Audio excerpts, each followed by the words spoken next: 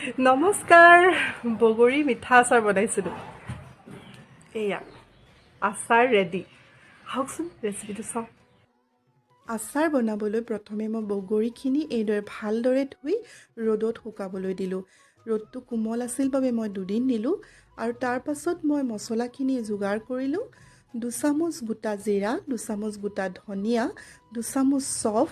1 চামুচ বগা সৰিয়হ 1 চামুচ মেথি গুটি 1 চামুচ জনি আৰু কেইটামান শুকান জলকীয়া লৈ মই গৰম কেৰাহী এখনত ভাজি থাকিলোঁ অলপমান সুগন্ধ অহালৈকে ভাজি সেইখিনি নমাই ঠাণ্ডা হ'বলৈ থলোঁ আৰু এতিয়া বেলেগ এখন কেৰাহীত সৰিয়হৰ তেল গৰম কৰি তাত মই পাঁচফোৰণ দিলোঁ আৰু তাৰ পাছত এইদৰে ঠাৰিখিনি গুচাই অকণকৈ আগটো ফালি লোৱা বগৰীখিনি তাতে মিলাই দিলোঁ আৰু এতিয়া ইয়াত মই হালধি আৰু নিমখ দিলোঁ আৰু তাৰ পাছত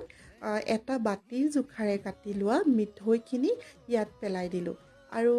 অলপ মিঠৈখিনি গলিবলৈ ধৰাত মিক্সিত আধা খুন্দা কৰি লোৱা মছলাখিনিও তাতে দি দিলোঁ আৰু এইখিনি অলপ পৰ ভাজাৰ পাছত মই সামান্য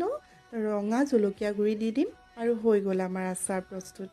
চাওকচোন কিমান ধুনীয়া হৈছে নহয়নে আশা কৰোঁ ভিডিঅ'টো চাই ভাল পালে ধন্যবাদ